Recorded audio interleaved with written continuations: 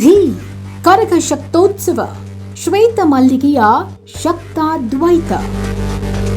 ಕಲಿಯುಗದ ಆದಿಭಾಗದಲ್ಲಿ ಅಂದರೆ 5000 ವರ್ಷಗಳ ಹಿಂದೆ ಬಹು ಆಚರಣೆಗಳನ್ನ ಆವರಿಸಿಕೊಂಡಿದ್ದ ಭರತ ಭೂಮಿಯಲ್ಲಿ ನೂತನವಾದ ಶಕ್ತಿಮತವೊಂದು ವ್ಯಾಪಿಸಿ ಸಂಘ ಶಕ್ತಿ ಕಲೈಯುಗೆ ಎಂಬಂತೆ ಸಾಂಘಿಕವಾದ ಶಕ್ತಿ ಪೂಜೆ ನಡೆಯಲಾರಂಭವಾಯಿತು.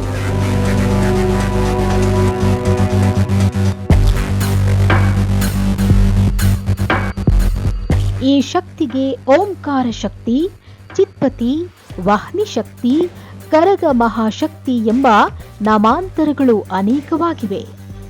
ಈ ಶಕ್ತಿಯನ್ನ ದ್ರೌಪದ ಶಕ್ತಿ ಅಂದಲೂ ಕರೆಯುತ್ತಾರೆ.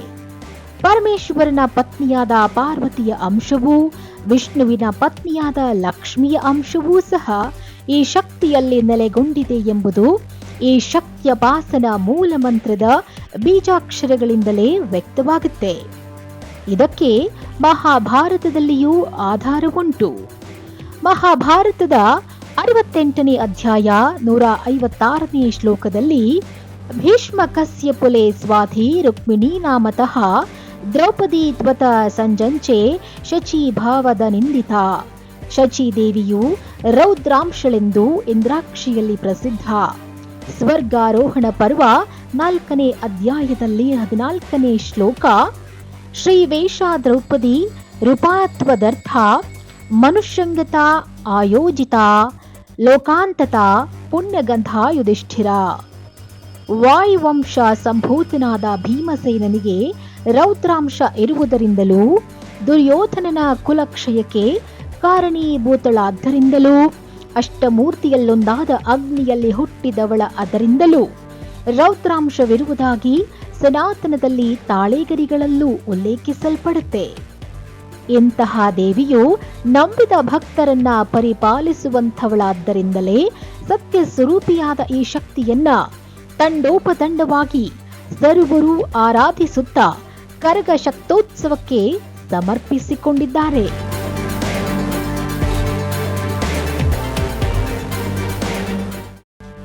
ಜಗನ್ಮಾತೆಯ ಭಕ್ತರು ವಾಹನಿ ಕುಲದವರೆಂತಲೂ ಧರ್ಮರಾಯನ ಒಕ್ಕಲೆಂತಲೂ ತಿಗಳರೆಂತಲೂ ಕರೆಯಲ್ಪಡತಕ್ಕವರು. ಅನಾದಿ ಕಾಲದಿಂದಲೂ ಭರತ ಖಂಡದಲ್ಲಿ ಸ್ಥಾಪಿತವಾಗಿರುವ ಬ್ರಹ್ಮ, ಕ್ಷತ್ರಿಯ, ವೈಶ್ಯ, ಶೂದ್ರವೆಂಬ ಕುಲ ಚತುಷ್ಠಿಗಳ ಪೈಕಿ ಈ ಕುಲವು ಕ್ಷತ್ರಿಯ ಕುಲಕ್ಕೆ ಸೇರಿ ವಾಹನಿ ಕ್ಷತ್ರಿಯರೆಂದೇ ಕರೆಯಲ್ಪಡುತ್ತಾರೆ. ಈ ಕುಲದಲ್ಲಿ ದ್ವೈತ, ದ್ವೈತ, ವಿಶಿಷ್ಟಾದ್ವೈತಗಳು ಅಲ್ಲಲ್ಲಿ ಕಂಡುಬಂದರೂ ಅದ್ವೈತ ಮತವೇ ಮುಖ್ಯವೆಂಬುದಕ್ಕೆ ಅನೇಕ ಪುರಾವೆಗಳು ಕಂಡುಬಂದಿವೆ. ಇದಕ್ಕೆ ಶ್ವೇತ ಮಲ್ಲಿಗೆಯ ಶಕ್ತಾದ್ವೈತವೆಂದೇ ಹೇಳುತ್ತಾರೆ. ಶಕ್ತಾದ್ವೈತ ಎಂದರೆ ಶಾಕ್ತ ತಂತ್ರದಲ್ಲಿನ ಅದ್ವೈತ ಸಿದ್ಧಾಂತದ ಒಂದು ವಿಧ.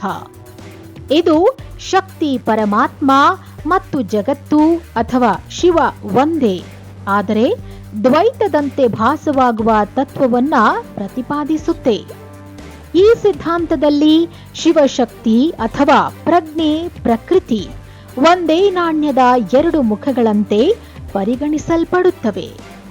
ಇದು ಪರಮ ಸತ್ಯವು ಅಜೇಯ ಶಕ್ತಿಯೇ ಎಂದು ನಂಬುತ್ತೆ.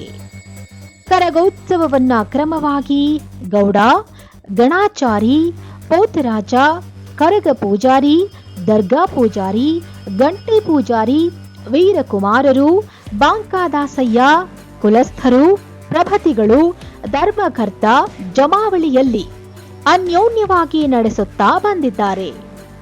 ವಿಶೇಷವಾಗಿ ಕರಗ ದ್ವಾರದಿಂದ ಹೊರಬರುವ ಮಧ್ಯರಾತ್ರಿ ಕರಗದ ಪೂಜಾರಿಗೆ ಆಯುಷ್ ಕರ್ಮವಾಗಿ ಗಂಧ ಪುಷ್ಪಾದಿಗಳು, ಮಲ್ಲಿಗೆ ಹೂವಿನಿಂದ ಹಳದಿ ಸೀರೆ ಬಳಿ ತೊಡಿಸಿದ ತರುವಾಯು ಕುಲಸ್ಥರು, ಗೌಡ, ಗಣಾಚಾರಿ, ಪೋತಿರಾಜ ಇವರುಗಳ ಸಮಕ್ಷಮದಲ್ಲಿ ಕುಲಪುರೋಹಿತ ಗುರುಗಳ ಕ್ರಮವಾಗಿ ಗಣಪತಿ ಪೂಜಾ ಪುಣ್ಯಾಹ, ನವಗ್ರಹ ಆರಾಧನಾ, ಮೂಲ ದೇವತಾರಾಧನೆ, ಪಂಚಪಾಂಡವಾದಿಗಳ ಪೂಜೆ ಮೊದಲಾದವುಗಳನ್ನ ಶಕ್ತಿ ಸಂಕೇತದ ದ್ರೌಪದಿ ಶಕ್ತಿ ಸ್ವರೂಪಿಣಿಯಿಂದ ಪೂಜೆ ಮಾಡಿ ನೆರವೇರಿಸಲಾಗುತ್ತೆ. ಹೊಸದಾಗಿ ತರಲ್ಪಟ್ಟ ದೇವತಾಸ್ತ್ರ, ಆಭರಣ, ಮಾಂಗಲ್ಯ, ಫಲ, ಪುಷ್ಪಾದಿಗಳೆಲ್ಲವೂ ವಾದ್ಯಘೋಷ ಪುರಸ್ವರವಾಗಿ ಮೆರವಣಿಗೆ ಹೊರಡುತ್ತೆ. ವೀರಕುಮಾರ ಎಲ್ಲರೂ ಒಕ್ಕೋರಲನಿಂದ ಧಿಗ್ಧಿ ಗೋವಿಂದ ಗೋವಿಂದ ಎಂಬ ಗೋವಿಂದ ನಾಮೋಚ್ಚಾರ ಮಾಡುತ್ತಾ ಮಂತ್ರ ಮುಗ್ಧರನ್ನಾಗಿಸುತ್ತೆ. ಹರೇ ರಾಮ ಹರೇ ಕೃಷ್ಣ ಗೋವಿಂದ. ಹರಕೆಯ ಸೇವೆಗಳಿಂದ ಒಬ್ಬೊಬ್ಬರಾಗಿ ಭಕ್ತಿ ಭಾವದ ಕೈಂಕರ್ಯವನ್ನ ನೆರವೇರಿಸಿಕೊಳ್ಳುತ್ತಾರೆ. ದೇವತಾ ಶಕ್ತಿಯು ಆವಿರ್ಭವಿಸಿ ಕರಗ ಶಕ್ತಿ ಪೂಜಾರಿಯ ಶಿರದಲ್ಲಿ ಮಲ್ಲಿಗೆಯ ಹೂವಿನಿಂದ ಸಿಂಗಾರಗೊಂಡ ತದ್ರೂಪಿ ದ್ರೌಪದಿ ಅಲಂಕಾರದಿಂದ ಹೊರಬರುತ್ತೆ. ರಥವೂ ಸಹ ಕದಲಿ ಪೂರ್ವಾಭಿಮುಖವಾಗಿ ಹೊರಟು ಕೊಂಚ ದೂರ ತೆರಳಿದ ನಂತರ ಕರಗ ಪುನಃ ಪಶ್ಚಿಮ ದಿಕ್ಕಿಗೆ ಹೊರಡಿಸಲು ಸಿದ್ಧಪಡಿಸುವ ಸಮಯಕ್ಕೆ ಕರಗ ಶಕ್ತಿಯು ರಥಕ್ಕೂ ದೇವಾಲಯಕ್ಕೂ 3 ಪ್ರದಕ್ಷಿಣೆಯಂಗೈದು ಗಂಟಾ ಬಾಂಕ ಪೂಜಾರಿಗಳ ಸಮೇತ ಹೊರಟು ಬೆಂಗಳೂರಿನ ನವ ಬಾಗಿಲುಗಳನ್ನ ಸೂರ್ಯೋದಯದ ಒಳಗಾಗಿ ಸುತ್ತಿ ಬರಬೇಕು.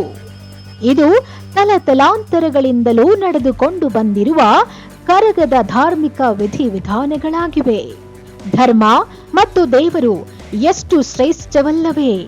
ನಮ್ಮ ಹಿರಿಯರು ನಡೆಸಿಕೊಂಡು ಬರುತ್ತಿರುವ ಆಚರಣೆಗಳು ಸಾರ್ವಕಾಲಿಕವಾಗಿಯೂ ಜೀವಂತ. ವಿಶೇಷವೇನೆಂದರೆ ದರ್ಗಾದಲ್ಲಿ ಕರಗಕ್ಕೆ ಸೌಹಾರ್ದತೆಯ ಪೂಜೆ. ಭ್ರಾತೃತ್ವ ಭಾವದಲ್ಲಿರುವ ಅನ್ಯ ಧರ್ಮೀಯರಿಗೆ ಮಾತ್ರವಲ್ಲದೆ ಸರ್ವ ಜನಾಂಗಕ್ಕೂ ಶಕ್ತಿ ಸ್ವರೂಪಿಣಿ ಸನ್ಮಂಗಳ ಉಂಟು ಮಾಡುತ್ತಾಳೆ.